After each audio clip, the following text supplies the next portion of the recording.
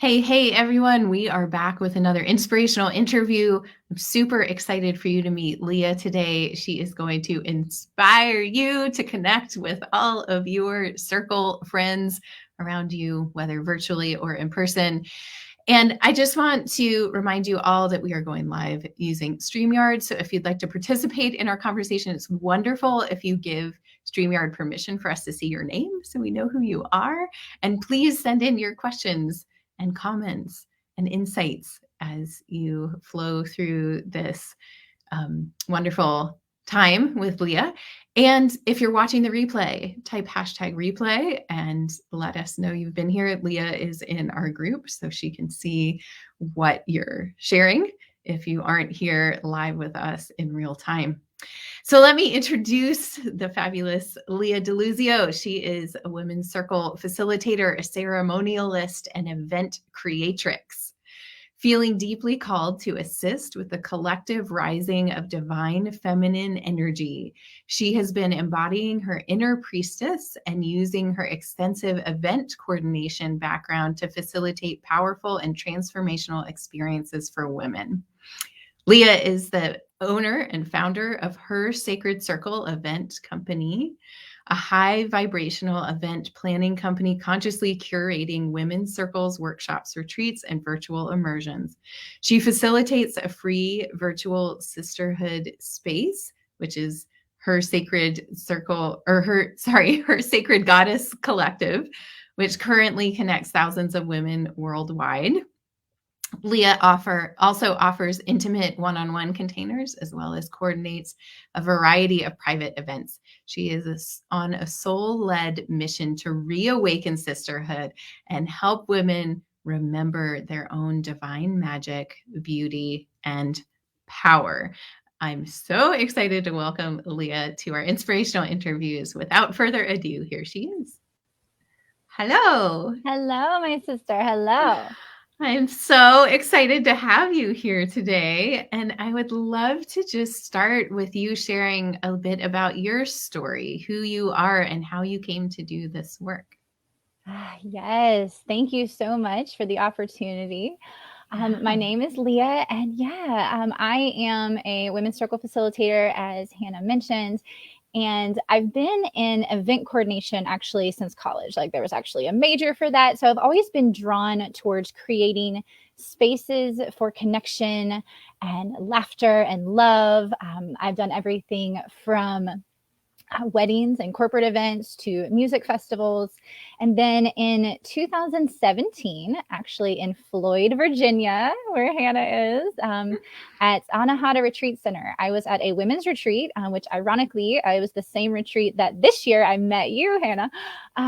But I sat in my first women's circle, and it changed my life.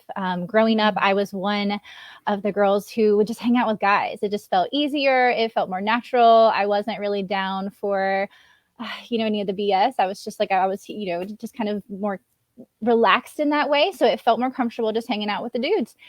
And I was a little intimidated by the concept of sitting in a circle of women, and some that I had never met. But I felt this call, like I felt this, just deep nudge to just go there. And so I did. And when I say that it changed my life, it literally was this point of trajectory that I could never even fathom. It was this 180 for my life after sitting in a women's circle. Without sounding cliche, it felt like my soul had been doing it for lifetimes. And I just had this deep, deep inner knowing that I was meant to share this medicine. And at that point in my life, I didn't know exactly how that would play out, but I just almost felt like I had this secret that I wanted to scream from the mountaintops about this powerful medicine that can make you feel so held and supported and heard and witnessed. And so that was in 2017. And I moved to the coast of South Carolina. So I'm in North Myrtle Beach, South Carolina right now.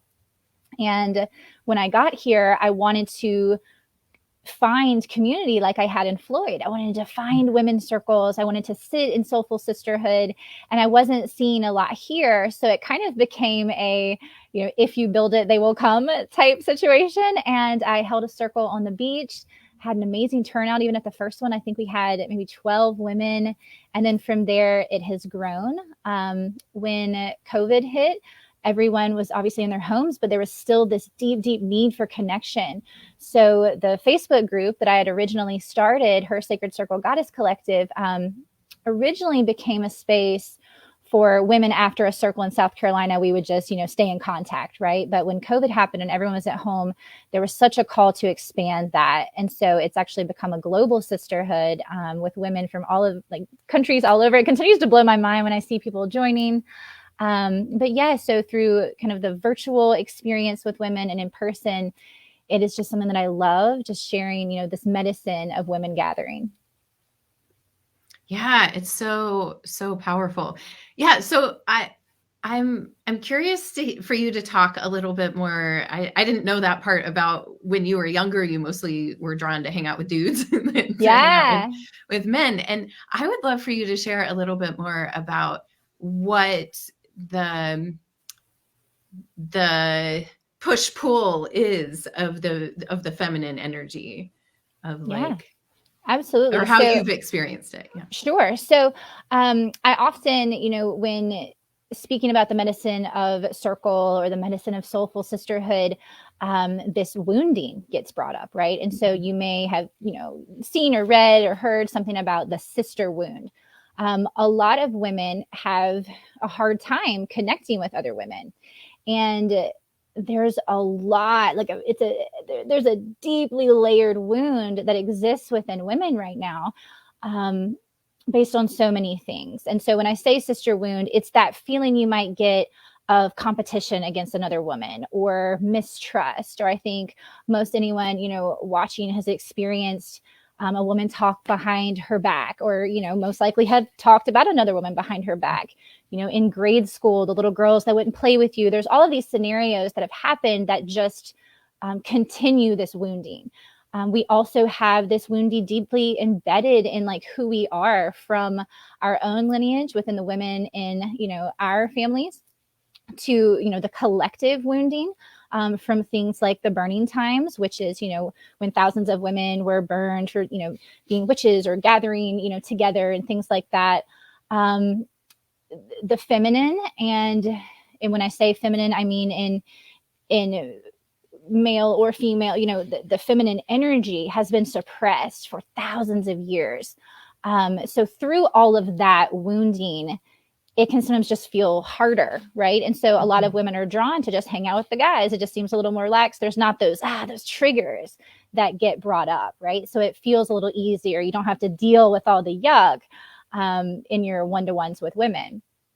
But I've found that the only way to move through that wound is to vulnerably step into relationships with women, which doesn't sound fun because that's what you're trying to avoid, but that's where the medicine is.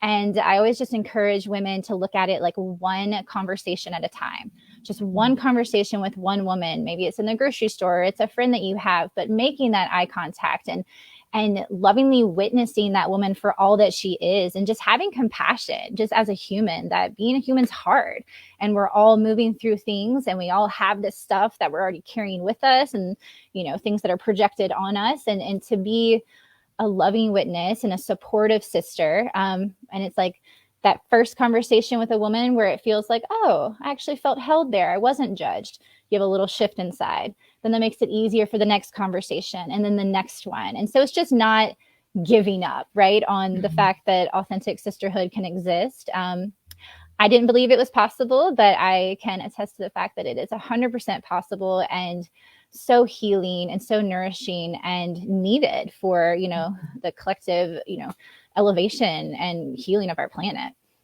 Yeah.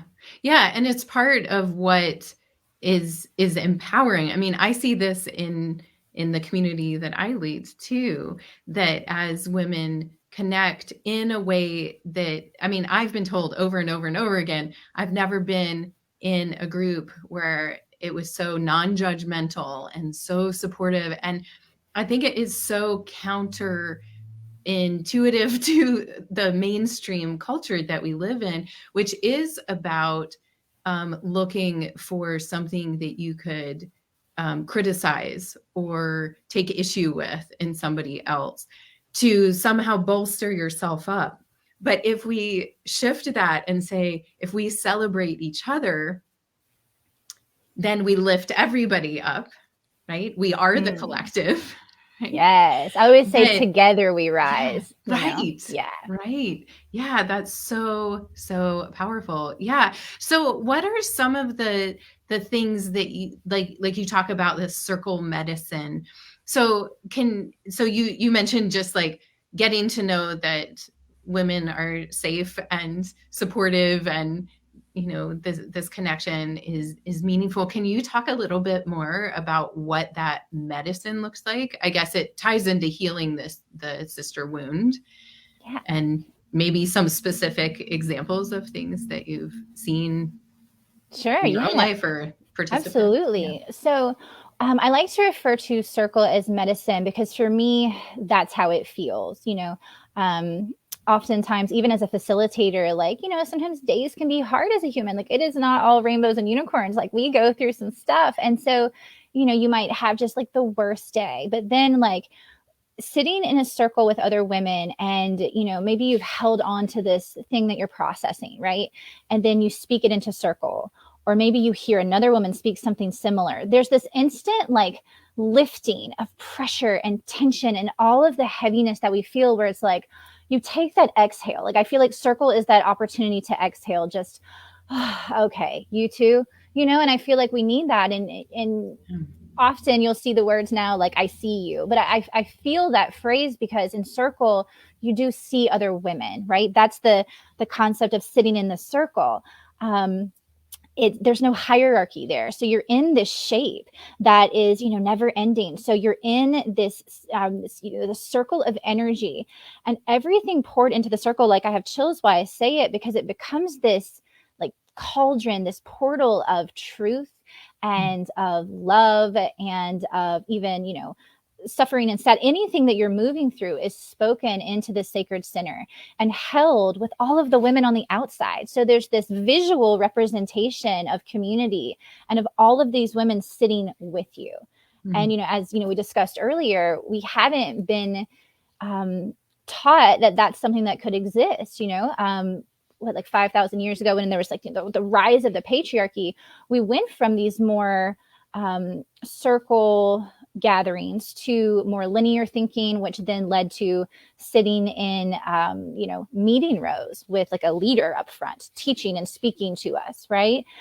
Circle is a reclamation of community, and that everyone has a place and that we're all in this together, which is exactly what you spoke to. And I think that's what it's about, is remembering that we are all here together. And we're all, what is it that Ram Dass says? We're walking each other home, right? Yeah. But it's that we part. And circle is a beautiful way to come back to that we. Yeah, I love that. I love that. Yeah, and that one thing that I see over and over and over again in the work that I do too is the recognition of like, if you're experiencing it, somebody else is or has or will. Right? Yes. You're not alone. And there's so much of the ease that can come in by not feeling like we're somehow flawed or different or wrong, that we are all human, and there's sticky, challenging parts of this life adventure. And so, yeah, I love that you're doing that. So I love that image too, of the circle being a portal, a container for whatever is happening. Like, everything is welcome, right? Absolutely. Yeah. Did you want to share some more about the history of? Yes. The history of circle. I'll often say, circle is not something that I created by any means. The powerful part of circle as medicine is that people have been gathering in circle for thousands of years from all over the world in, all cultures and traditions.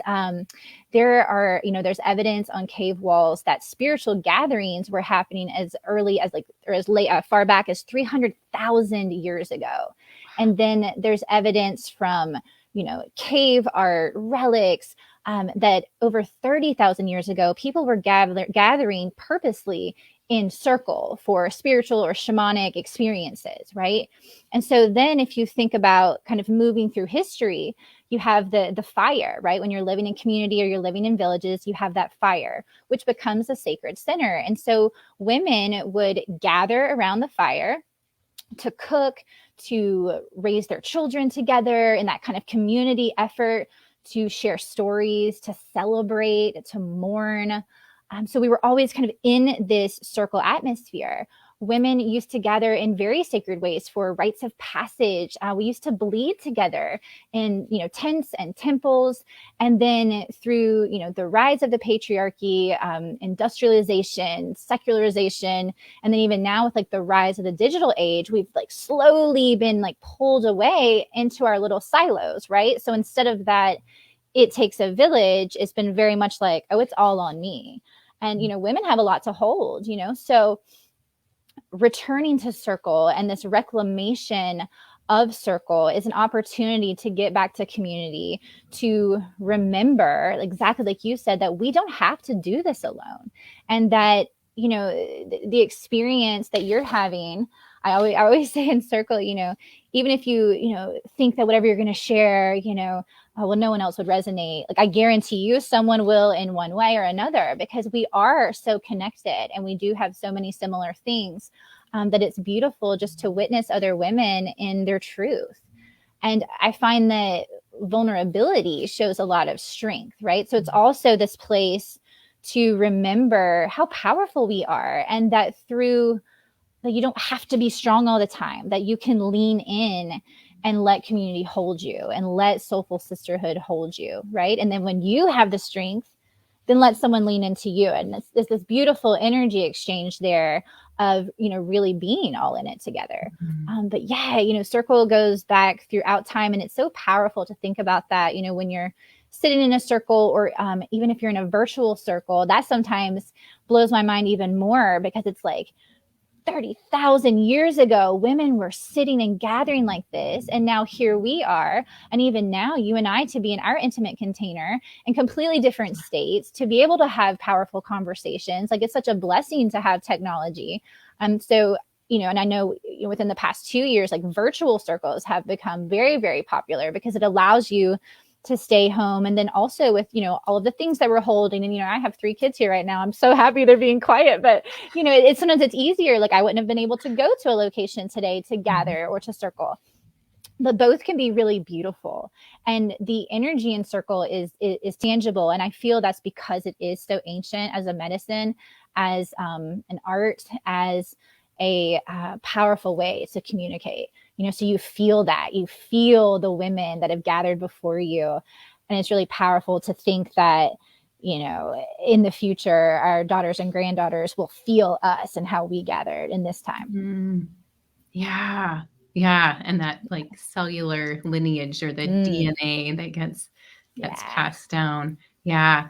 Can you talk a little bit about the role of being a mother and the importance of connecting with other women? Yeah, it's so interesting, but obviously, it's actually not, because I believe in synchronicities, but literally before we hopped on, I read an article that was talking about the villageless mother, and how, we obviously used to live in community, and it was intergenerational community. So you had, your mothers and grandmothers there helping. But even now when it comes to sisterhood and friendship, we are kind of taught to be in our little silos, right? And that, just try to figure it out on your own. As a mom, you have this unique journey of, walking through life, in your feminine energy, but then you're now this caretaker of these other beings that are your teachers, and you're teaching them. But it's still that same medicine of circle. Like I actually do specific mother circles for this reason, because it's a little bit of a different conversation when you can talk just about the motherhood, because, there's enough medicine that you need there where it's like, oh my gosh, like I lost it today. I tried to stay calm and I got angry. And then the mom's like, okay, well, like, hey, me too, this happened. Or I'm dealing with something with my preteen, and then there's another mom that's like, oh, I got you. I see you. And it takes some pressure off. And it's a reminder that like, mama, you got this, like you're doing an amazing job. And it's hard for everyone, because sometimes it feels like you're failing. as a mom, and I know that mother guilt is pretty intense. So despite all of, the beautiful efforts of the day, sometimes when I lay down, it's that one thing where I'm like, oh man, like wish I could have shifted that. And so circles with other mamas, the ones I host are called Mama Bear. It's really beautiful because you're able to have other women look at you and be like, you're doing amazing, and like we are all in this together. And it's a reclamation of that. It takes a village when it comes to raising children, because I think that it does. Yeah. And I think about with Ayurveda, like sometimes I refer to Ayurveda as the grandmother wisdom. It's like the healing from food and lifestyle practices, and right, that the grandmothers knew back in the day. And we don't have that connection intergenerationally now. Like we kind of push our elders aside and we're like, you're not very useful anymore. And so that, yeah, I mean, one of the things I love about my community, and I'm sure your community too, is that the age range of women who are connecting and sharing their wisdom, being able to help each other, like younger members helping the older members with technology, maybe, Yes. or like, or the older members, who have raised children and, have gone through, really showing up for the women who are in the throes of mothering right now, that are just like, I remember that. Oh my goodness. And like, here's a little perspective that's so helpful to have that cross-generational, connection. One of the things that I see, and I'd love to have you speak about this from your perspective, is how hard we are on ourselves. And one thing that comes, I mean, I do a lot of inner work with the people in my Vitality Circle and deeper dive programs. And we really go into like how we are speaking to ourselves in a way we would never speak to anybody else. And so I'd love to hear your perspective on, I do think that gathering and connecting and sharing that vulnerability and voicing, like, what is it that I'm saying to myself that's like, if I actually say it out loud, feels so painful. I would never talk like that to somebody else. And then being able to shift that, like that mirror work can be so, so powerful. And yet we as women continue to be so hard on ourselves. Yes. Oh, so much there. So I know. So much goodness. Yeah. So let me speak to your most recent question. And I definitely want to touch back on the grandmother wisdom, because I find that really powerful as well. We're so hard on ourselves. And it does come back to, some of the conditioning and some of the, ancestral wounding that lives within our DNA. Like for so long, we were told we're not powerful, you are not worthy, right? And so, we're conditioned through society to compete against each other, right? You see these unattainable things in magazines and TV shows, sometimes these images of what a woman should be. You're asked to hold all of these things that are impossible. No one person could hold all of the things that we're all asked to hold on a daily basis. So you wake up feeling like you're failing, right. And that's why I find circles so beautiful, is because if you're going through an experience like that alone, that self-talk does become harsher and more negative, and there's no like light at the end of the tunnel, because it's like day after day with some of this.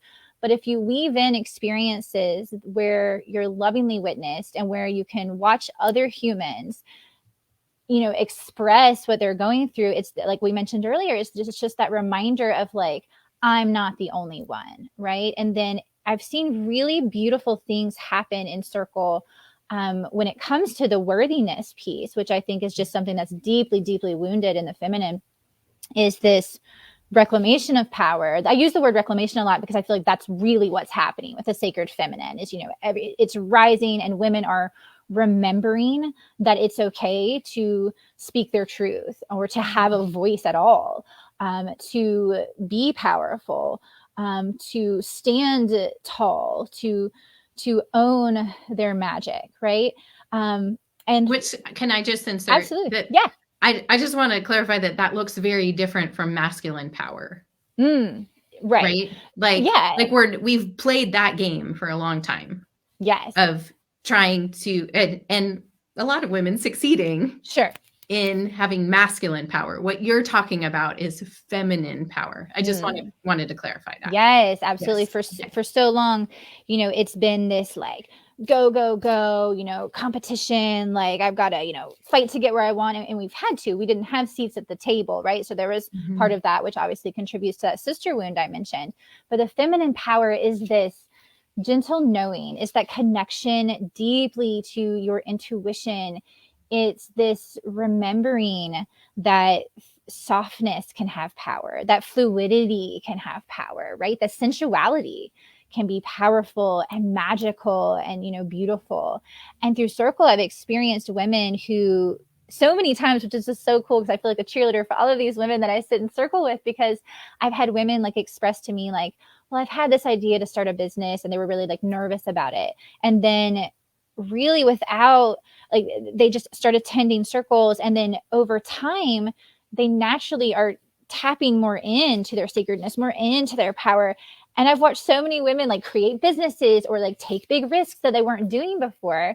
And it's because you are amplified when you're held, when you're like, oh, like I do have this. I'm not alone. Like I have community supporting me. Like I am like an amazing goddess. Like, I use the word goddess a lot, but it's that inner goddess. It's that knowing that, wow, I am divine and I have that connection to source, and I can use that while I'm here to, create beautiful things. And yeah. And then, because I know with time, I mentioned the grandmother wisdom, because I find that so important when it comes to Circle, bringing back the honoring of that wisdom, the honoring of the crone. Actually, in the Goddess Collective, the Facebook group, I did a whole series that was called Crone Wisdom, where I invited women to come in and speak on whatever topic they felt called to share, because I know there's wisdom there and I want to hear those stories. And Circle is an opportunity to sit with women. At the circles I do here in North Myrtle Beach, we have women as young as 10, young women at 10, and then we have women in their 70s and 80s and everywhere in between. And to look around a circle in that beautiful sacred container shape and see all different ages and races and, human journeys that people have gone through all together in sisterhood for that purposeful reason of connecting. It is beautiful. Yes. So powerful. Well, thank you so much. I feel like we could talk for hours more. Let people know where they can find you, and we'll post links with this interview as well. Yeah. So you can find me at hersacredcircle.com. That's the website that actually has just recently been built. So I'm excited it exists now. And then if you feel called to join the global sisterhood community that I mentioned, it's on Facebook, and it's called Her Sacred Circle Goddess Collective. And I'm on Instagram at Her Sacred Circle. And thank you so much, Hannah, for this opportunity. I love that we met at a women's retreat, connecting in soulful sisterhood. And then, months and months later, get to talk about it here in your amazing community. And I just honor you for holding sacred space for women in the way that you do, in such a beautiful and powerful way. Well, right back at you. We're doing what we're called to do, and benefiting lots of other people. And I know you have a training that you just launched for other people who are interested in leading women's circles. Yes. Do you want to share about that? Absolutely. So I am in this place where I feel very called to guide other women that may want to hold space in Circle for other women, because I see this ripple effect happening of just circles all over, and then women that are impacted in those circles taking, that medicine to other areas and ultimately like healing the planet. Right. Exactly. Right. Exactly that. Sitting in Circle, having it shift you and wanting to share it with others. So in a meditation, the words return to Circle came to me. So I have a mentorship that's called Return to Circle Mentorship and Circle Facilitator Certification. And, you can email me at hersacredcircle@gmail.com or contact me on Facebook or the website to learn more about that. Awesome. That's so exciting. And thank you for helping others lead the way too. Well, it's been a pleasure having you here. Thank you so much for taking the time. I hope you have a fabulous holiday season with your family, and I hope to connect again soon. Yes, ma'am. Good to see you, my sister. Love you. Right. Bye. Bye.